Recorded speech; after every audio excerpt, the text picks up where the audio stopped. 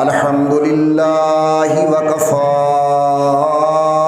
وسلام علی سید الرسل وخاتم الانبیاء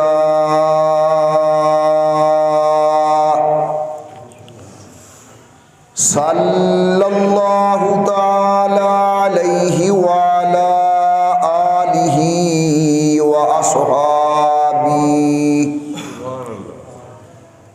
وأصحابه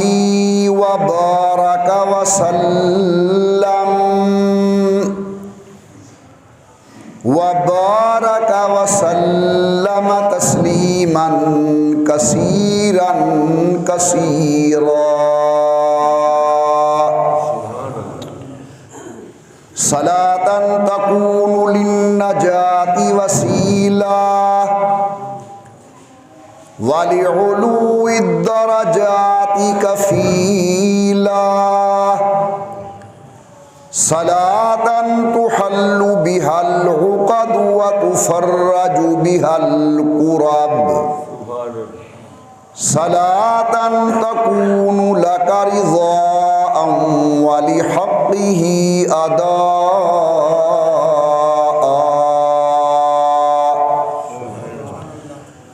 فقد قال الله تبارك وتعالى في القرآن المجيد والفرقان الحميد أعوذ بالله من الشيطان الرجيم بسم الله الرحمن الرحيم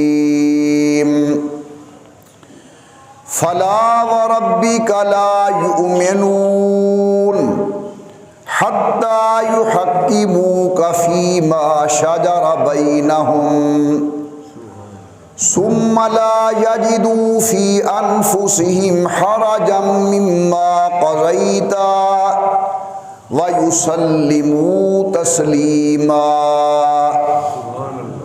قال النبي صلى الله عليه وسلم لا ألفين أحدكم متكئا على أريكته يأتيه الأمر من أمري مما أمرت به أو نهيت عنه فيقول لا أدري ما وجدنا في كتاب الله اتبعناه أو كما قال النبي صلى الله عليه وسلم صدق الله العلي العظيم وصدق رسوله النبي الكريم ونحن على ذلك لمن الشاهدين والشاكرين والحمد لله رب العالمين إن نلت يا ريح الصبا يوما إلى أرض الحرم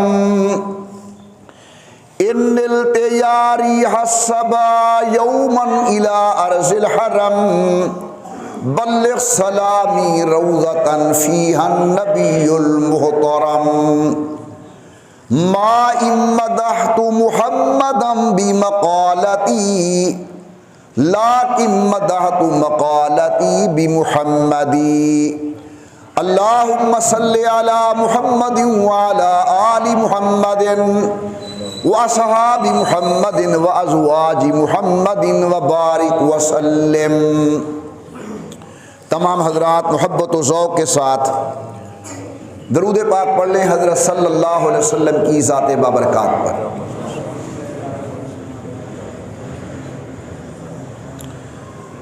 اللہ تبارک و تعالیٰ کی بے انتہا حمد و توصیف، سرور کائنات مفخر موجودات، رحمت للعالمین مراد للمشتاقین،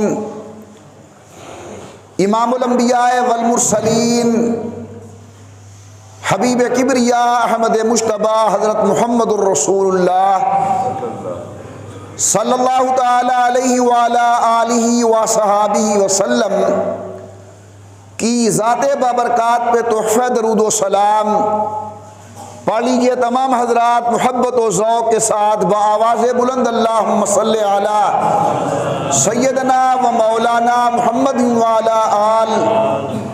وعلا آل سیدنا و مولانا محمد وبارک وسلم پڑھنے اور بھیجنے کے بعد محترم بزرگوں، مکرم نوجوان ساتھیوں، قابل صد عظیم الصد اکرام، میری محترمہ موقرہ اور مؤدبہ اسلامی مائیوں اور بہنوں، الحمدللہ کئی جمعۃ المبارک کے اجتماعات میں غالباً ربیع الاول کے پہلے جمعے سے لے کر گزشتہ جمعہ تک حضور اکرم صلی اللہ علیہ وسلم کی ولادت سے قبل، حضرت کی ولادت با سعادت کے بعد، امام الانبیاء سرکار دو عالم کا نسب مبارک، حضرت کی بنات طاہرات اور ازواج طیبات، ان کا ذکر خیر بڑی تفصیل سے میں نے آپ کے سامنے بیان کیا ہے۔ آج جو مسئلہ بنیادی طور پر عرض کرنا چاہتا ہوں، اس کا اجمال ذہن میں رکھ لیں تاکہ آنے والی تفصیل اچھی طرح سمجھ آ سکے۔ معروضات جو آج گزارش کرنے ہیں ان کا خلاصہ یہ ہے کہ دین اسلام کے اندر جس طرح اللہ کا قرآن دلیل اور حجت شرعی ہے، اسی طرح امام الانبیاء سرکار دو عالم کی حدیث یہ بھی دلیل اور حجت شرعی کا درجہ رکھتی ہے۔ یعنی اگر اللہ کا قرآن کوئی حکم بیان کرے، اسے ماننا، اس پر ایمان لے آنا ضروری ہے۔ بے عین ہی اسی طرح اگر امام الانبیاء سرکار دو عالم کی زبان کوئی حکم ارشاد فرمائے، اس پر ایمان لانا بھی ضروری ہے، اسے ماننا بھی ضروری ہے۔ یہ اور بات ہے کہ جس طرح قرآن کریم کے اندر بعض آیات ناسخ ہیں، بعض منسوخ ہیں،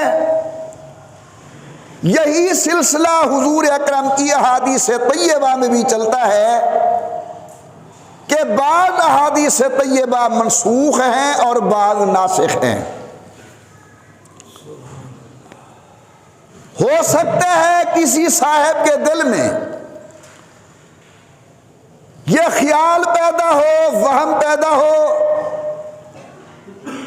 کہ جب اللہ کا قرآن ہمارے پاس موجود ہے تو رسول اللہ کی حدیث کی کیا ضرورت ہے؟ قرآن کریم تبیان لکل شیء ہے۔ قرآن کریم ہمارے تمام مسائل کا حل ہے۔ تو پھر قرآن کے ہوتے ہوئے ہمیں حدیث پاک کی کیا ضرورت ہے؟ کیوں جائیں حدیث کے دروازے پر؟ تو میں اپنے ایسے احباب کی خدمت کے اندر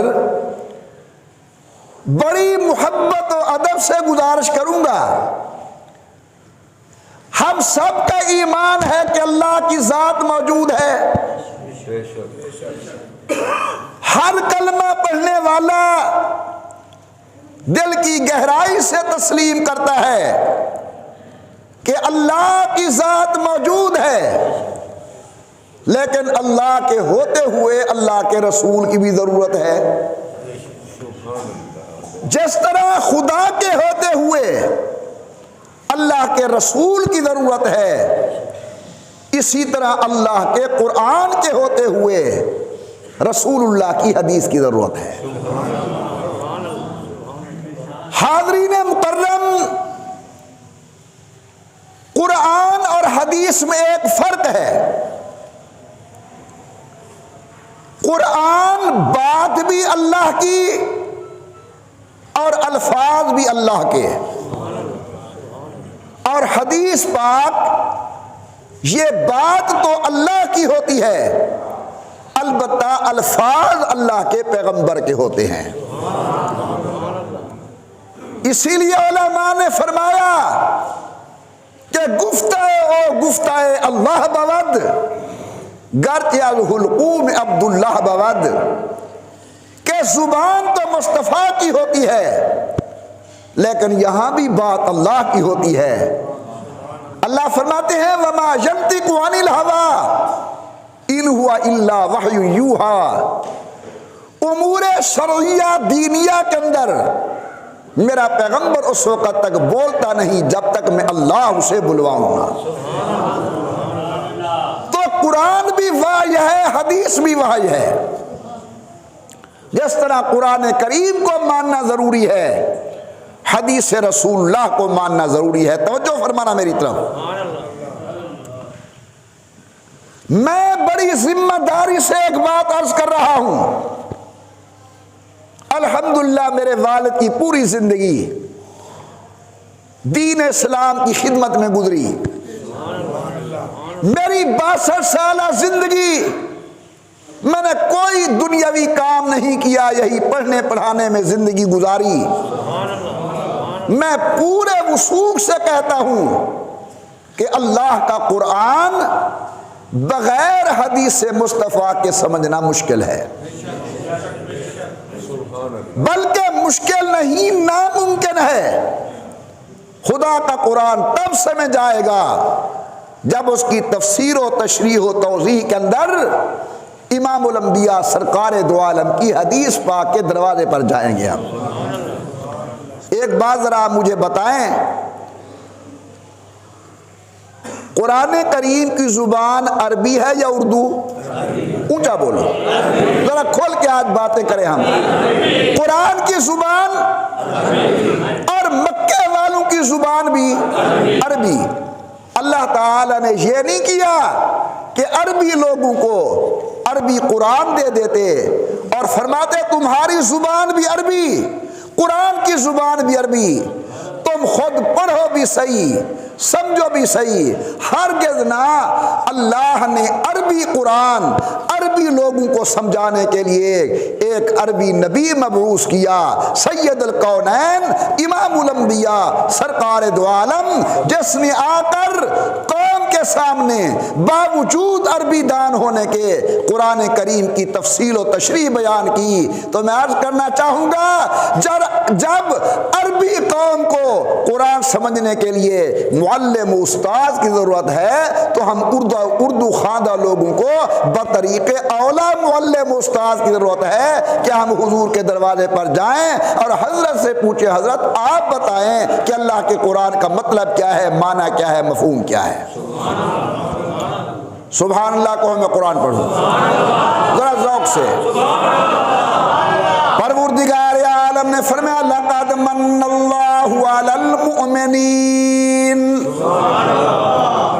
لقد من اللہ علی المؤمنین اذ بعث فیہم رسولا من انفسہم۔ اللہ میاں فرماتے ہیں پکی بات، پختہ بات، میں نے مومنوں پر احسان کیا، ان کے اندر میں نے اپنا آخری نبی سید الکونین مبعوث کیا۔ میرا اللہ تیرے پیغمبر کی ذمہ داری ڈیوٹی کیا ہے؟ فرمایا یتلو علیہم آیاتہ، میرے پیغمبر کی پہلی ذمہ داری قرآن کریم کے الفاظ سنانا۔ نمبر 2 ویزکیہم، جو نبی کے دروازے پہ کلمہ پڑھتا جائے حضور ان کے دلوں کو پاک فرمائیں گے۔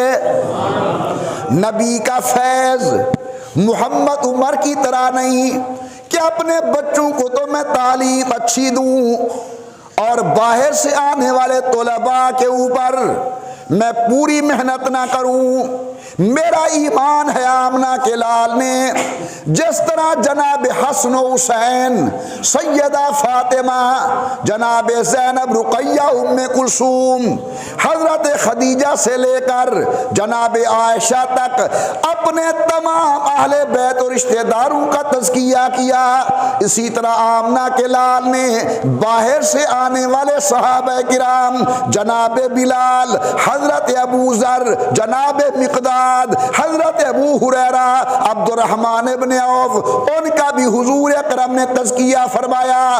اللہ تیرے پیغمبر کی تیسری ڈیوٹی اور ذمہ داری فرمایا وَيُعَلِّمُهُمُ الْكِتَابَ وَالْحِکْمَةَ، یہ بھی نبی کی ذمہ داری ہے کہ نبی قرآن کریم کے معانی و مطالب کی تعلیم ارشاد فرمائے۔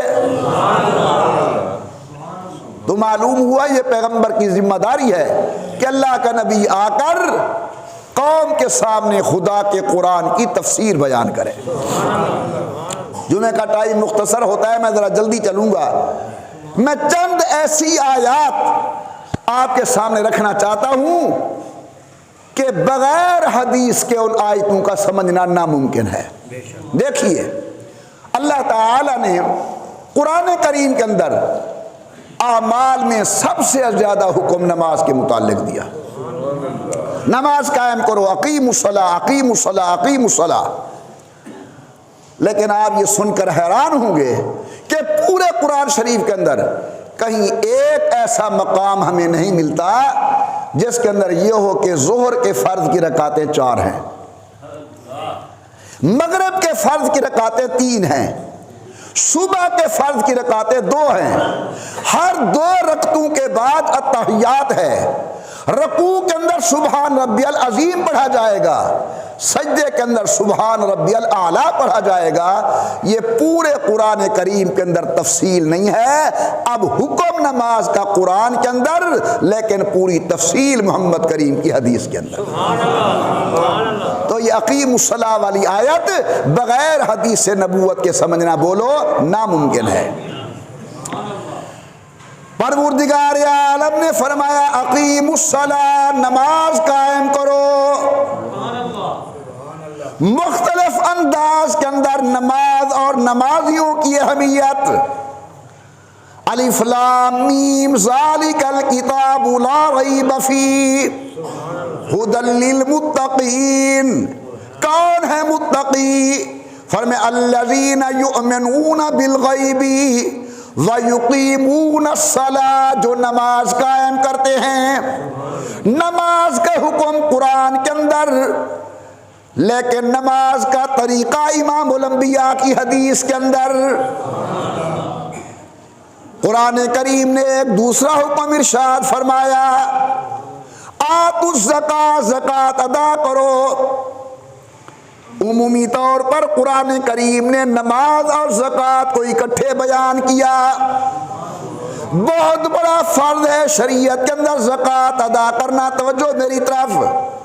لیکن آپ پورا قرآن کریم پڑھیں، جناب کو کہیں نظر نہیں آئے گا کہ انسان کے پاس کتنا سونا ہو تو زکوٰۃ واجب ہوتی ہے، کتنی چاندی ہو تو زکوٰۃ واجب ہوتی ہے۔ اب زکوٰۃ کا حکم قرآن کے اندر، اس کی تفصیل امام الانبیاء کی حدیث کے اندر۔ اللہ نے قرآن کریم کے اندر ایک اور حکم بیان کیا۔ اللہ فرماتے ہیں وَلِلَّهِ عَلَى النَّاسِ حِجُّ الْبَيْتِ مَنِ اسْتَطَاعَ إِلَيْهِ سَبِيلًا۔ دعا بھی کریں، قبولیت کا ٹائم ہے۔ اللہ ہر مسلمان کو کعبۃ اللہ کی قبولیت والی حاضری نصیب فرمائے۔ اللہ ہر مسلمان کو حضرت کی دربار اقدس کے اندر روضہ انور پر قبولیت والی حاضری نصیب فرمائے۔ اللہ فرماتے ہیں وہ شخص جسے جسمانی عذر نہیں، راستہ پر خطر نہیں، مالدار ہے، اس پر واجب ہے سال کے اندر کم از کم، زندگی بھر کم از کم 1 مرتبہ بیت اللہ شریف کی حاضری دے۔ حج کا حکم قرآن کے اندر لیکن وہ مبارک جملے جن کے پڑھنے سے آدمی محرم بنتا ہے، لبیک اللہم لبیک لبیک لا شریک لک لبیک ان الحمد والنعمت لک والملک لا شریک لک۔ حاضرین مکرم، یہ آپ کو قرآن کریم کے اندر کہیں نہیں ملے گے۔ سمجھانا یہ چاہتا ہوں کہ حج کا حکم قرآن کے اندر تفصیل مکمل مصطفیٰ کی حدیث کے اندر۔ سبق یاد کر لو پھر آگے چلتے ہیں۔ نماز کا حکم تفصیل، بولو بولو ان کی آواز سے۔ زکوٰۃ کا حکم اس کے پورے مسائل، حج کا حکم اس کی تفصیل۔ جزاک اللہ۔ ایک آیت ہے قرآن کریم کی، جب آپ منزل پڑھتے ہیں تو ضرور پڑھا ہوگا آپ نے۔ اللہ فرماتے ہیں وَلَا تُصَلِّ عَلَىٰ أَحَدٍ مِّنْهُمْ مَاتَ أَبَدًا۔ اے میرے عصمت والے پیغمبر، اگر یہ لوگ مر جائیں ان کی نماز جنازہ نہیں پڑھنی۔ وَلَا تَقُمْ عَلَىٰ قَبْرِي، ان کی قبر پر بھی جانے کی اجازت نہیں ہے۔ بھی جو حافظ حضرات یہاں بیٹھے ہیں، کیا میری تصدیق کر سکتے ہیں کہ یہ آیت قرآن کریم کے اندر موجود ہے؟ بولو، ہے نا؟ یہ اللہ کا قرآن ہے۔ میرے اللہ نے فرمایا وَلَا تُصَلِّ عَلَىٰ أَحَدٍ مِّنْهُمْ مَاتَ أَبَدًا۔ میرے عظمت والے پیغمبر، شان والے نبی، مقام والے محبوب، اگر یہ لوگ مر جائیں ان کی نماز جنازہ پڑھنے کی اجازت نہیں۔ اللہ میاں قبر پر چلا جاؤں، فرمایا وَلَا تَقُمْ عَلَىٰ قَبْرِي، ان کی قبر پر جانے کی بھی اجازت نہیں ہے۔ یہ آیت تو قرآن کریم کے اندر ہے، لیکن وہ کون لوگ ہیں جن کے جنازے سے حضور کو روکا گیا؟ غور کرنا، وہ کون لوگ ہیں جن کی قبر پر بھی اللہ اپنے محبوب کو نہیں جانے دیتا؟ یہ اس وقت تک ہمیں سمجھ نہیں آئے گا جب تک دربار رسالت میں نہیں جائیں گے، حدیث کے دروازے پر نہیں جائیں گے، مصطفیٰ کے دروازے پر نہیں جائیں گے، تب سمجھ آئے گا۔ حضور بتائیں گے، اللہ کے نبی کی حدیث بتائے گی کہ وہ کون لوگ تھے جن کے جنازے سے امام الانبیاء کو روکا جا رہا ہے۔ بات سمجھ آ رہی ہے؟ تفصیل میں تھوڑی سی عرض کر دیتا ہوں۔ ایک آدمی ہے جس کا نام ہے عبداللہ ابن ابی، یہ صرف منافق نہیں، رئیس المنافقین ہے، مکے میں منافقوں کا سردار ہے۔ اس کی نظر کرم دیکھو، باپ پرلے درجے کا منافق، سگا بیٹا میرے مصطفیٰ کا خادم، امام الانبیاء کا غلام، اللہ کے پیغمبر کا صحابی، ابو جہل حضور کا سب سے بڑا دشمن۔ اس کا کفر اتنا مشہور ہے کہ ہمارا چھوٹا بچہ بھی جانتا ہے ابو جہل کافر تھا، لیکن اس کا بیٹا حضرت اکرمہ امام الانبیاء کا خادم ہے، جنت کا مالک ہے، رسول اللہ کا صحابی ہے۔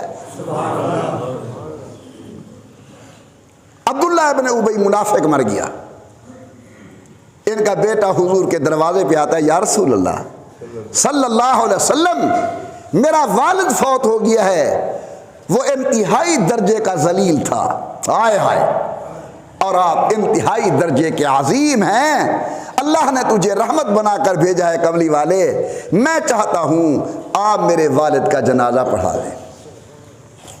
حضور اکرم نے اپنے ایک مسلمان صحابی اور غلام کی دل جوئی کرتے ہوئے فرمایا ٹھیک ہے میں جنازہ پڑھاتا ہوں۔ جنازہ پڑھایا، خدا کا ڈاکیا حضور کے پاس آ گیا، امام الانبیاء سرکار دو عالم کی خدمت، جناب جبرائیل اللہ کا قرآن لے کر نازل ہوئے، کملی والے آج تو جنازہ آپ نے پڑھ لیا، آج کے بعد حکم ہے وَلَا تُصَلِّ عَلَىٰ أَحَدٍ مِّنْهُمْ مَاتَ أَبَدًا، ان کے جنازے پڑھنے کی اجازت نہیں۔ ولا تقم علی قبری، مر جائے قبر پر جانے کی بھی اجازت نہیں۔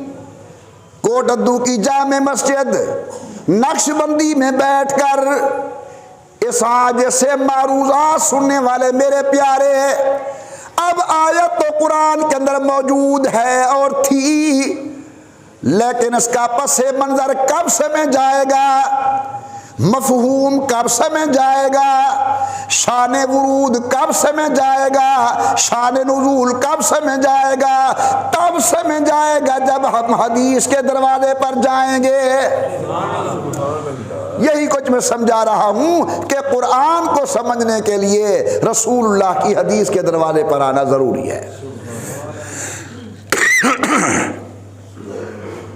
ایک دفعہ ایڈوانس کہہ دیں سبحان اللہ، اور اونچی آواز سے کہہ دیں۔ غور فرمائیے، عبداللہ ابن ابی منافق ہے، اللہ فرماتے جنازہ نہیں پڑھانا۔ آج کے بعد اگر کوئی منافق مر جائے قبر پر جانے کی اجازت نہیں ہے۔ یا اللہ انہیں کچھ سمجھ آ جائے آج۔ جو منافق ہیں وہ مرے ہوئے ہیں، اللہ جنازہ نہیں پڑھانے دیتا۔ جو منافق ہیں وہ مرے پڑے ہیں، ان کی قبر پر خدا نہیں جانے دیتا۔ اور جو کامل الایمان ہیں وہ آج بھی مصطفیٰ کے بغل کے اندر آرام فرما رہے ہیں۔ اللہ آپ کو لے جائے مدینہ طیبہ، حضور کے روضہ انور پر، وہاں کے لوگوں سے پوچھو اندر کون سویا ہوا ہے، جواب ملے گا سید الکونین ہے۔ کون ہے؟ اور ابو بکر صدیق ہے۔ کون ہے ساتھ؟ امیر عمر ہے، یعنی دائیں بائیں ہے وزارت، درمیان سرکار ہے، امام الانبیاء سرکار دو عالم کے ساتھ شیخین آرام فرما ہیں۔ ذرا جواب دینا۔ ہماری زبان میں ایک عام بات ہے کہ جہاں کا خمیر ہوتا ہے جی آدمی وہی دفن ہوتا ہے، کہتے ہو نا؟ کئی دفعہ ہم نے دیکھا کہ کوٹدو کا آدمی حج کرنے گیا، موت مدینہ شریف آ گئی، قبر مدینہ۔ میرا خیال ہے سال ڈیڑھ پہلے چائنا کی ایک جماعت آئی ہوئی تھی پاکستان کوٹدو کے اندر، تبلیغی جماعت کے اندر، وہ یہاں فوت ہو گئے، ان کی قبر کوٹدو میں بنی۔ لوگوں نے کہا ہاں جی جہاں کا خمیر ہوتا ہے وہی دفن ہوتا ہے۔ جہاں کسی کا خمیر جہاں سے اٹھایا جاتا ہے اس کا دفن، اس کی قبر۔ یہ صرف آپ کی اور میری بات نہیں، اس کی تائید اللہ کا قرآن بھی کرتا ہے۔ پروردگار عالم نے فرمایا منہا خلقناکم وفیہا نعیدکم ومنہا نخرجکم تارۃ اخری۔ جہاں کسی کا خمیر ہوتا ہے، جہاں سے اٹھایا جاتا ہے، اسے وہی دفن کیا جاتا ہے۔ معلوم ہوا اللہ نے حضور کا خمیر، ابو بکر کا خمیر، جناب عمر کا خمیر ایک ہی جگہ سے اٹھایا تھا۔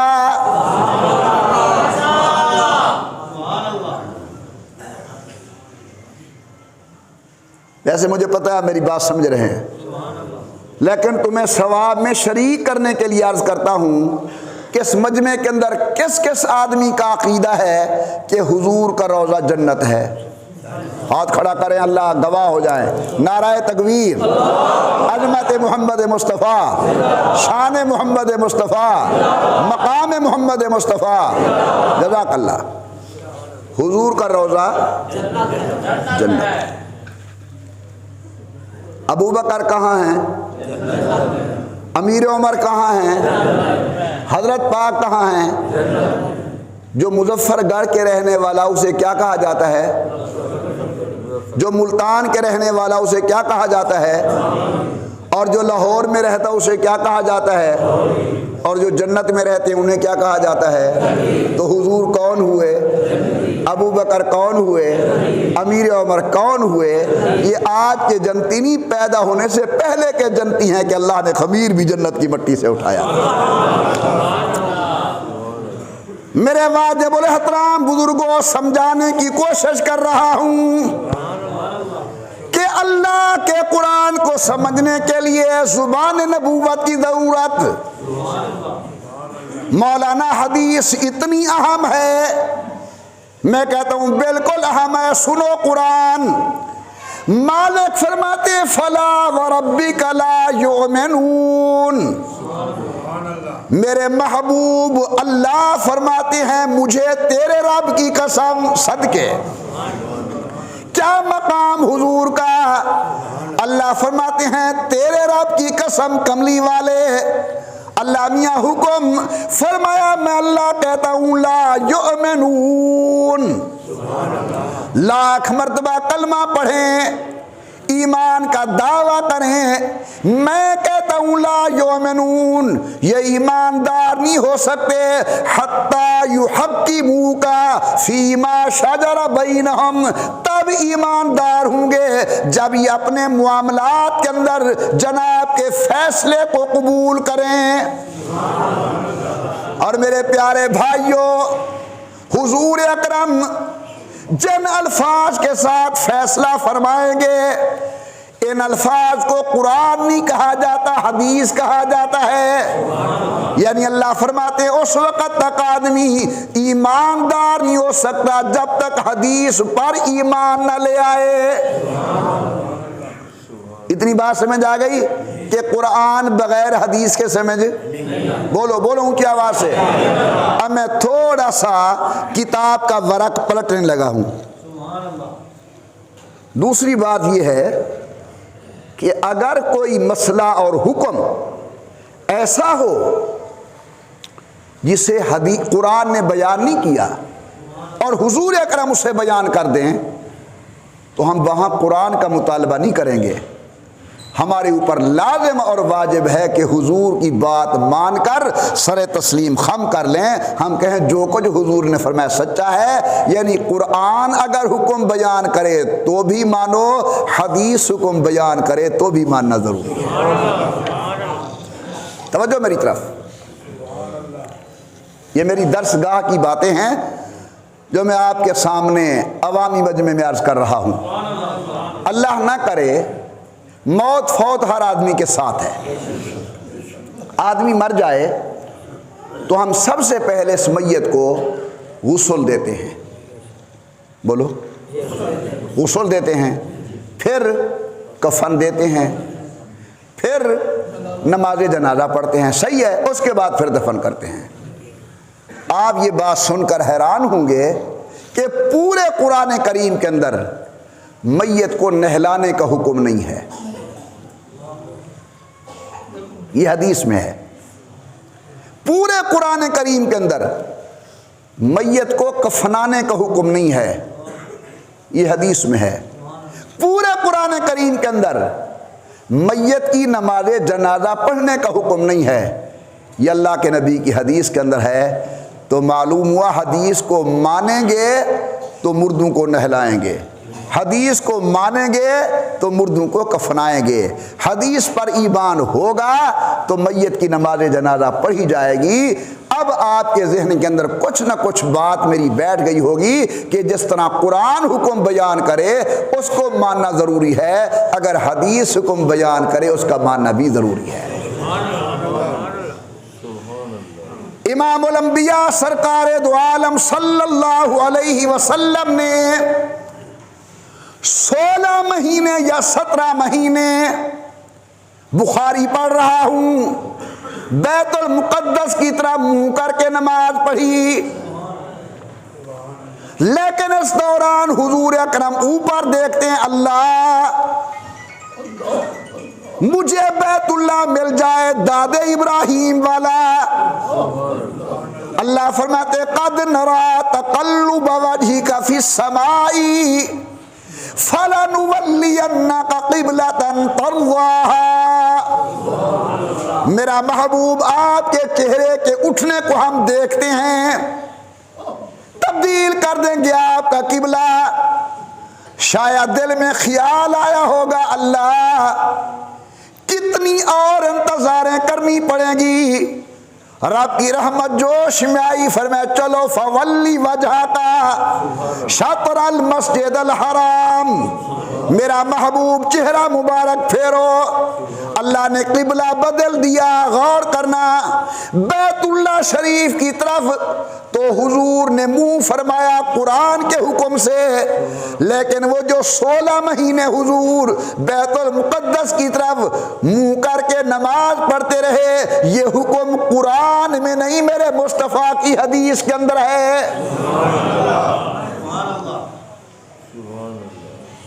یہ نماز جمعہ پڑھ رہے ہیں آپ، اللہ نصیب کرے۔ جہاں جہاں جمعہ کے شرائط ہیں وہاں کے مسلمانوں پر جمعہ پڑھنا واجب ہے۔ آپ کو کسی نے یہ سمجھایا ہے کہ جمعہ پڑھنے کا حکم قرآن میں کہیں نہیں ہے؟ یہ جو آپ یا یہ عاجز جمعہ پڑھتا ہے، یہ حکم اللہ کے نبی کی حدیث میں ہے۔ جمعہ جو پڑھتے ہیں یہ کس کا حکم ہے؟ بولو، حضور کا۔ یہ کس کا حکم ہے؟ اللہ کے نبی کا۔ یہ جو آیت کریمہ ہے یا ایھا الذین آمنوا اذا نودی للصلاۃ من یوم الجمعۃ فاسعوا الی ذکر اللہ وذروا البیع، اس آیت کے اندر جمعے کے آداب کو بیان کیا گیا ہے۔ وہ جو جمعے کا حکم ہے وہ قرآن میں نہیں، مصطفیٰ کی حدیث کے اندر ہے۔ پروردگار عالم نے فرمایا یا ایھا الذین آمنوا اذا نودی للصلاۃ من یوم الجمعہ فاسعوا الی ذکر اللہ وذروا البیع۔ یہ جمعے کے آداب ہیں۔ آذان آ جائے بے شرا چھوڑ دو، خطبہ غور سے سنو، لیکن یہ جو جمعے کی فرضیت ہے یہ حدیث کے اندر ہے، میرے محبوب نے اسے فرض فرمایا۔ الحمدللہ آپ سمجھ گئے حدیث کے مرتبے اور مقام کو۔ حدیث اتنی عظیم ہے اسلام کے اندر کہ جس طرح قرآن پر ایمان لانا ضروری ہے، مصطفیٰ کی زبان پر بھی ایمان لانا ضروری ہے۔ ایک دفعہ محبت سے کہیں اللہ، اور اونچی آواز سے اور محبت سے میرے ساتھ مل کر کہیں اللہ اللہ اللہ اللہ اللہ اللہ اللہ اللہ اللہ اللہ اللہ اللہ۔ جزاکم اللہ۔ پہلے میں نے گزارش کیا کہ قرآن کا سمجھنا حدیث کے بغیر ناممکن، ٹھیک ہے؟ پھر دوسرے نمبر پر میں نے مسئلہ بیان کیا کہ اگر حدیث کوئی حکم بیان کرے اس پر ایمان لانا ضروری، جس طرح جنازے کا مسئلہ بیان کیا، جمعے کا مسئلہ بیان کیا، غور کرنا اللہ کے لیے۔ اب یہ تیسری بات عرض کر رہا ہوں حدیث کا مقام سمجھانے کے لیے۔ آج کل لوگ کہتے ہیں جی قرآن ہونا چاہیے، قرآن حدیث نہ، کیوں جاتے ہو علماء کے دروازے پر؟ بس قرآن کافی ہے ہمیں۔ میرے پیارے، اللہ کے لیے ذرا سمجھنے کی کوشش کریں۔ قرآن اترا ہے 1450 سال پہلے۔ کتنے سال ہو گئے؟ 1450 سال۔ یہ 1450 سال قرآن صحابہ کے پاس رہا، اہل بیت رسول کے پاس رہا، آل مصطفیٰ کے پاس رہا، ائمہ مجتہدین کے پاس رہا، محدثین علماء حفاظ و قراء کے پاس رہا، اور مسلمانوں کے پاس رہا۔ تو جن لوگوں نے قرآن کے لفظوں کی حفاظت کی ہے انہی لوگوں نے قرآن کے مطلب و مفہوم کی بھی حفاظت کی ہے۔ یہ بات سمجھنے سے میں قاصر ہوں کہ امت کے علماء صحابہ و تابعین کی بات قرآن کے لفظوں کے اندر تو حجت ہو لیکن قرآن کے مفہوم کے اندر حجت نہ ہو۔ قرآن کے لفظوں کی بھی انہوں نے حفاظت کی ہے، اور جو مطلب حضور نے بیان کیا تھا اس مفہوم کی بھی امت کے علماء صحابہ و اہل بیت نے حفاظت کی ہے۔ اب گڑبڑ کیا چل رہی ہے؟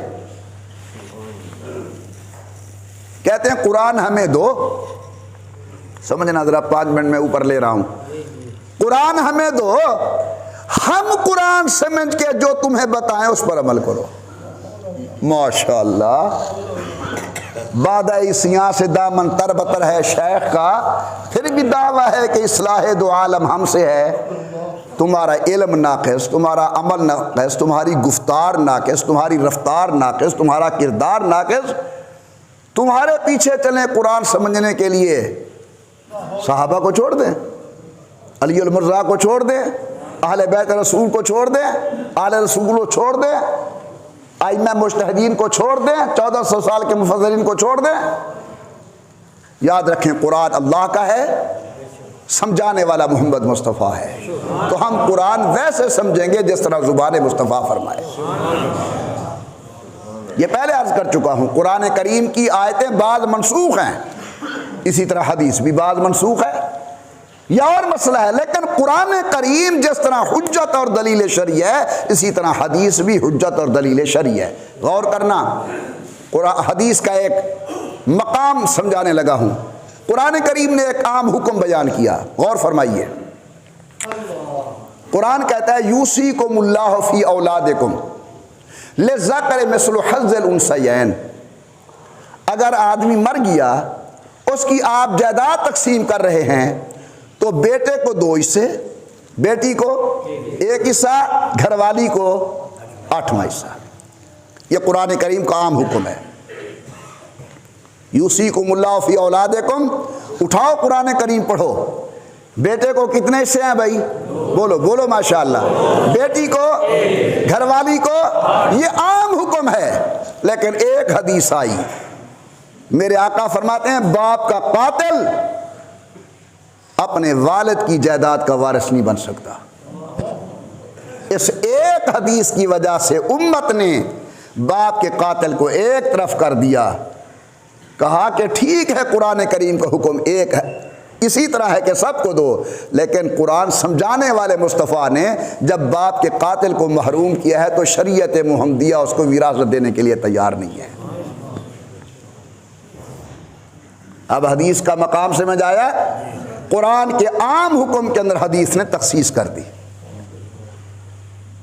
قرآن کا عام حکم ہے فَانْكِحُوا مَا طَابَ لَكُم مِّنَ النِّسَاءِ مَثْنَىٰ وَثُلَاثَ وَرُبَاعَ، کہ ایک ٹائم کے اندر زیادہ سے زیادہ 4 بیویوں کے ساتھ نکاح کر سکتے ہو، زیادہ نہیں رکھ سکتے۔ یہ عام ہے حکم قرآن کا، کسے باشد کوئی ہو، فَانْكِحُوا مَا طَابَ لَكُم مِّنَ النِّسَاءِ مَثْنَىٰ وَثُلَاثَ وَرُبَاعَ۔ لیکن ایک حدیث آئی، میرے محبوب نے ایک ہی ٹائم کے اندر 7 یا 9 بیویاں اپنے نکاح کے اندر رکھی۔ اعتراض نہیں کیا جا سکتا کہ حضور نے کیوں رکھی۔ ہم کہتے ہیں جس طرح قرآن کو ماننا ضروری ہے، اسی طرح مصطفیٰ کے عمل اور مصطفیٰ کی حدیث کو ماننا بھی ضروری ہے۔ حضور کی حدیث نے آ کر تخصیص پیدا کر دی کہ وہ حکم عام لوگوں کے لیے تھا، اور نبی کا حکم یہ ہے کہ وہ 4 سے زائد بیویاں ایک ٹائم اپنے نکاح میں رکھ سکتا ہے۔ یہاں سے معلوم ہوا کہ نبی ہم جیسا نہیں ہے، جس کا ایمان زبان سے کہے نبی ہم میں سے تو ہے۔ عبداللہ کا بیٹا ہے، آمنہ کا نور نظر ہے، عبد المطلب کا پوتا ہے، قوم کا قریشی ہے، قبیلہ بنی ہاشم سے ہے۔ حضور نے اپنا جد نسب مبارک ابراہیم علیہ السلام تک بیان کیا۔ ہم میں سے تو ہیں لیکن ہم جیسے نہیں ہیں۔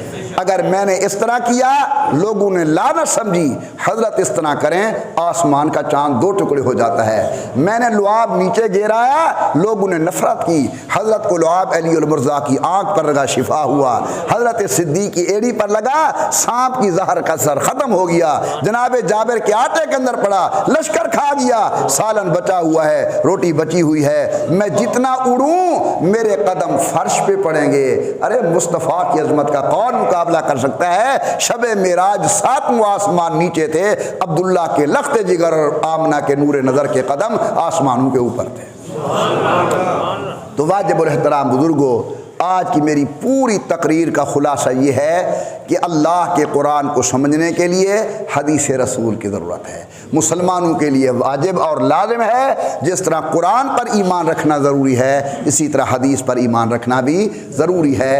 حضور قرآن سمجھانے کے لیے بھی آئے، اور وہ مسائل جو قرآن کے اندر نہیں ہیں اگر حضور نے وہ بیان فرما دی ہیں تو ان پر بھی اسی طرح ہم نے ایمان لانا ہے جس طرح قرآن کریم کے بیان کردہ مسائل و احکامات پر ایمان لانا ہے۔ اللہ تعالی مجھے اور آپ کو حضور کی سچی غلامی نصیب فرمائے، حضرت کی اطاعت نصیب فرمائے، قرآن و حدیث پہ عمل کرنے کی توفیق عطا فرمائے، صحابہ و اہل بیت کے دروازے کا نوکر بنائے، سچے علماء و اولیاء کا تعلق نصیب فرمائے۔ اللہ عالم اسلام کی حفاظت فرمائیں، اللہ وطن عزیز پاکستان کی حفاظت فرمائیں، اللہ ہمارے ملک کو داخلی خارجی فتنوں سے محفوظ فرمائیں، آمین برحمتک یا ارحم الراحمین۔ جن احباب نے سنتیں پڑھنی ہیں پڑھ